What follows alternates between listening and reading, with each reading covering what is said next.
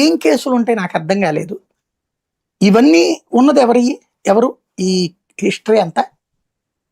కానీ అది అద్భుతం అక్కడ.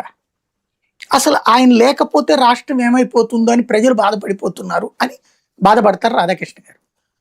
ఇలాంటి కుట్రలు కుతంత్రాలన్నిటి మధ్యన నెగిటివ్ ప్రచారాలతో, అంటే మనకి వ్యతిరేకంగా ఎవడు ఎదుగుతున్నాడో వాడి క్యారెక్టర్ అసాసినేషన్, కుటుంబ పరువు తీస్తారు, వ్యక్తిత్వ హననం చేస్తారు, అలాగే వ్యక్తిగతంగా దూషిస్తారు, ద్వేషిస్తారు. ఇలాంటి బాధితులు ఎవరెవరు? రాజశేఖర్ రెడ్డి, చిరంజీవి, పవన్ కళ్యాణ్, నరేంద్ర మోడీ. వీళ్ళందరూ వీళ్ళ బాధితులే కదా. నరేంద్ర మోడీ వ్యక్తిత్వ హననం చేయలేదా వీళ్ళు? పవన్ కళ్యాణ్ వ్యక్తిత్వ హననం చేయలేదా వీళ్ళు? చిరంజీవి వ్యక్తిత్వ హననం చేయలేదా వీళ్ళు? ఎవరు రాజశేఖర రెడ్డి వ్యక్తిత్వ హననం చేయలేదా? వ్యక్తులు వ్యక్తిత్వ హననం ని ఎదుర్కొని తట్టుకుని నిలబడి గెలిచిన వాళ్ళు అక్కడ. వాళ్ళెవరు ఈయన వ్యక్తిత్వ హననం చేయలే, వ్యక్తిత్వ హననం చెయ్యక్కర్లే. ఇక్కడ దీన్ని ప్రొజెక్ట్ చేస్తే చాలు కదా రాజకీయం. అయినా ఇక్కడ డౌన్ ప్లే అవుతుంది.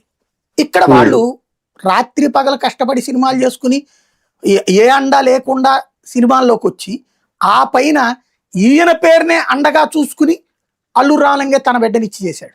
అంతేగాని అల్లూరు రామలింగే అండ వల్ల చిరంజీవి ఎదగల. చిరంజీవి ఎదుగుదల అది చూసి అల్లూరు రామలింగే తన బిడ్డనిచ్చి చేశాడు కదా. కానీ చిరంజీవి వ్యక్తిత్వాన్ని ఎంత హననం చేశారు.